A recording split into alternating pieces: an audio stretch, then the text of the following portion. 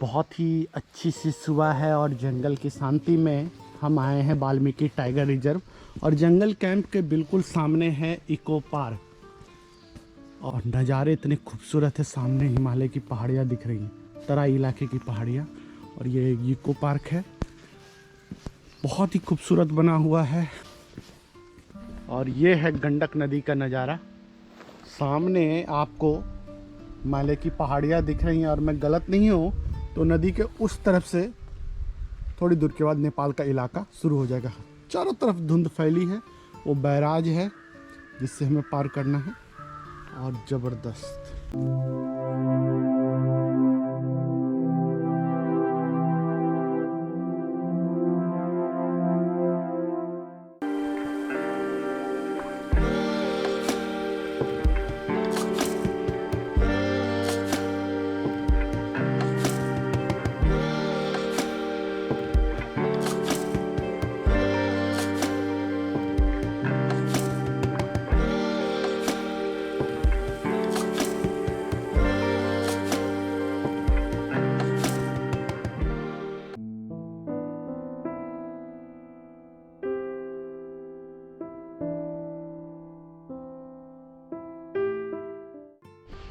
इधर गंडक नदी का बहता पानी, ठंडी हवा, सूरज की रोशनी, गुनगुनी ठंड और पक्षियों के कलरव। सुबह हमें काफ़ी संख्या में मोर दिखे थे, हालांकि मैं उसे कैप्चर नहीं कर पाया। तो बहुत ही सुंदर, खूबसूरत और मनमोहक नज़ारे हैं। और ये हवा अंदर से स्फूर्ति लाती है ज़बरदस्त तरीके से। और जब आए हैं तो इतना मज़ा घूमने का आना तो स्वाभाविक ही है। तो चलिए अब बढ़ते हैं आगे जंगल सफारी के।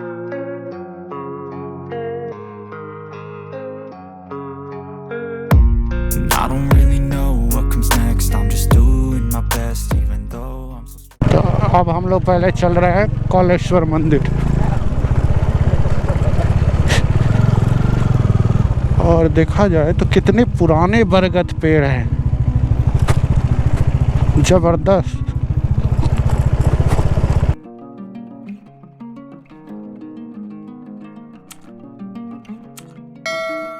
ईश्वर हाथी कैंप। और सामने नेपाल की पहाड़ियाँ दिख रही हैं।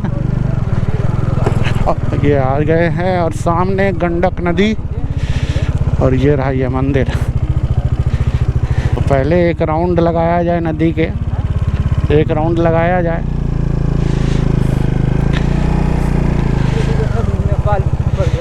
अच्छा, ये सारा नेपाल पड़ जाएगा। और वो नेपाल में एक मंदिर है, विपुल जी बता। ओके, अच्छा,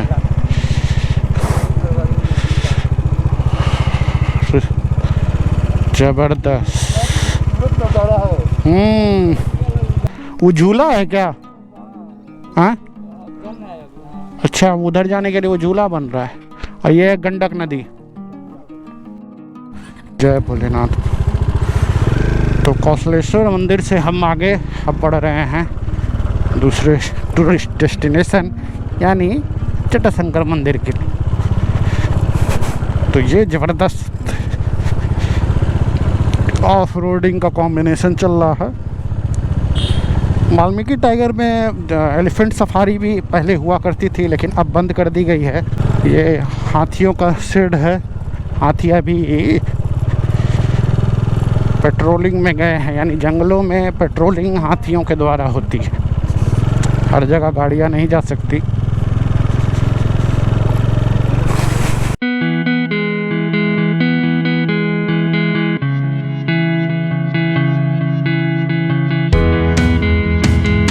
हम आज पहुँचे हैं जटाशंकर मंदिर के तरफ और चलिए देखते हैं इस मंदिर की विशेषता को और खासियत को।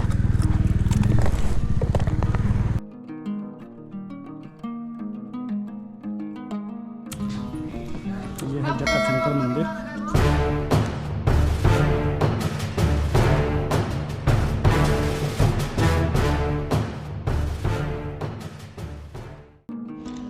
अब ये जटाशंकर मंदिर है।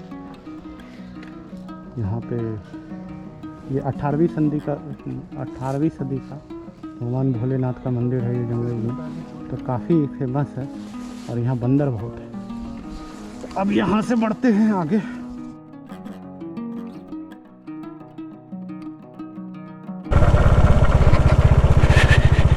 ये झूला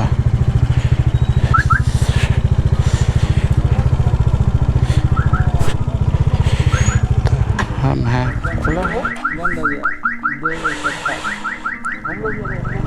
वाल्मीकि टाइगर रिजर्व के ज़्यादातर डेस्टिनेशन चूँकि जंगल में पड़ते हैं तो वो 3 बजे के बाद बंद हो जाते हैं। तो जो भी आपका घूमने का स्थल है वो 3 बजे तक ही कवर कर सकते हैं आप। कुशेश्वर झूला जो हमें जाना था वो बंद हो गया है, तो अब हम उसे कल सोचेंगे।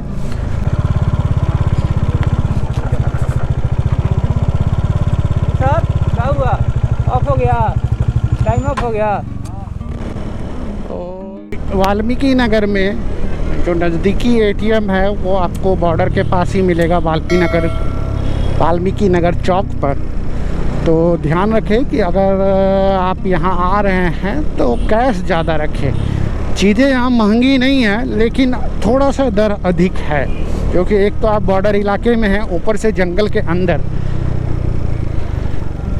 तो आपको वो ध्यान रखने की सख्त आवश्यकता है। ये यहाँ का चौक, यहाँ स्टेट बैंक भी है। वाल्मीकि टाइगर रिजर्व की जर्नी के बाद कुछ भूख लगी थी तो आए थे खाना खाने। तो हम इन भैया के होटल में खाए। क्या नाम है भैया आपका? राहुल गुप्ता जी के। और क्या खाया है वो चिकन और चावल, और आप मिठाई भी खा सकते हैं। खाना खाया है तो थैंक यू राहुल जी। और अब यहाँ से निकलते वापस जंगल कैंप के लिए फिर निकलेंगे। और मेरे यहाँ का स्वीट फेमस है दही। अच्छा, इनका फेमस है दही और स्वीट। तो आप जब वाल्मीकि नगर आएँ तो जंगल कैंप में तो आप खाना खाते ही है, कभी यहाँ के लोकल भी मिठाइयों को और दही को एक्सप्लोर करना चाहिए। तो अब यहाँ से लेते हैं इनसे इजाज़त, बढ़ते हैं अपनी गाड़ी की तरफ और मिलेंगे। और ये दोनों बड़े एक्साइटेड है। क्या नाम है? अंशु और आशीष। अभी दिवाली मना रहे हैं पटाखा फोड़ के। हाँ अच्छा, पटाखा फोड़ा क्यों? दिवाली का था इसीलिए। चुनाव तो खत्म हो गया दोस्त। चलते हैं यहाँ से, बाय। पटाखे मत फोड़ो।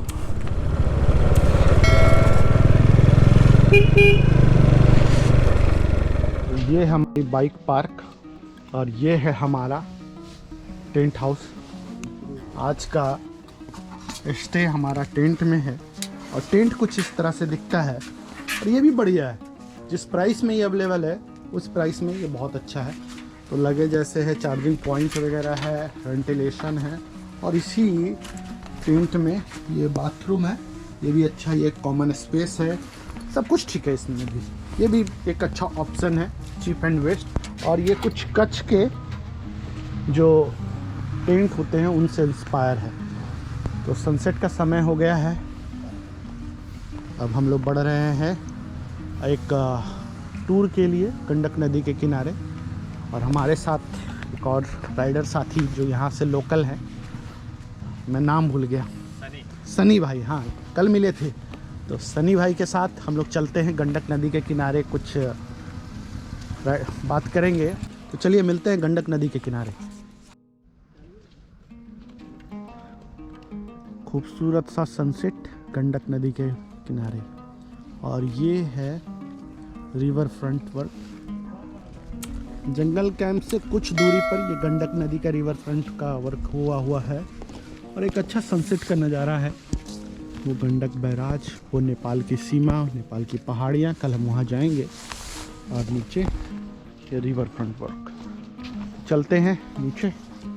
और ये है, यही लोकेशन है कोलेश्वर झूला का जो आज बंद था। तो हमारे फोटोग्राफर फोटोग्राफ्स खींचने में व्यस्त और मैं ब्लॉग फर्जी फोटोग्राफर।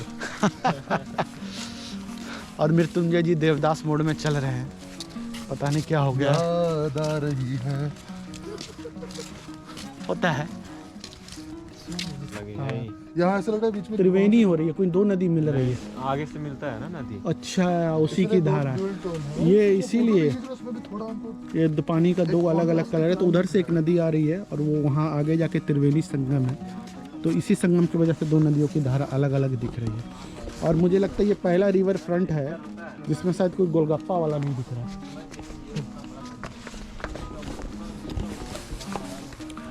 बहुत ही बेहतरीन जगह है ये, शांत, सुकून और उससे भी बेहतरीन एक एडवेंचरस। आप जिस भी एज ग्रुप से बिलोंग करते हो या जो भी आपका स्वभाव रहा, अगर आपको शांति अच्छी लगती है, प्रकृति के नज़ारे अच्छे लगते हैं, एडवेंचर अच्छा लगता हो, तो आप यहाँ वाल्मीकि टाइगर रिजर्व जरूर आए, क्योंकि यहाँ आपके लिए सब कुछ है। जंगल की खूबसूरती, जंगल की शांति। अगर मोटरसाइकिल राइडिंग पसंद है तो ये तो आपके लिए निसंदेह एक स्वर्ग है। और जंगलों में बाइक चलाने का जो अनुभव था आपने ब्लॉग में देखा होगा। और अगर आपको खूबसूरत लोकेशन पसंद है तो ये भी ज़बरदस्त है। तो अब चलते हैं थोड़ा सा आगे। ठंड बहुत ही कम है, रात में इधर ठंड लगती है।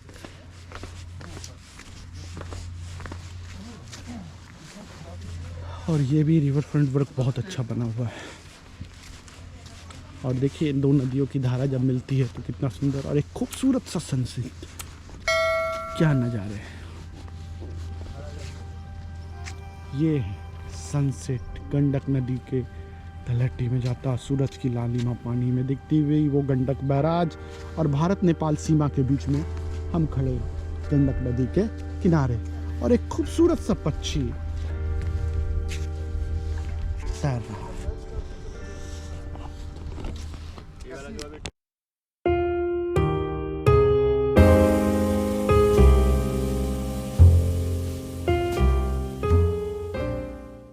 तीन नदी गंडक नदी में मिल रही है। एक नदी उधर से आ रही है, एक वो नदी है और वो नदी इस नदी, और ये तीनों नदी का पानी यहाँ पर मिल रहा है, इसीलिए इसको त्रिवेणी बोलते हैं। और इसी वजह से गंडक का आधा पानी अलग दिख रहा है और उधर के पानी अलग दिख रहा है। और गाना मन में आ रहा है, ये रातें, ये मौसम और ये नदी का किनारा।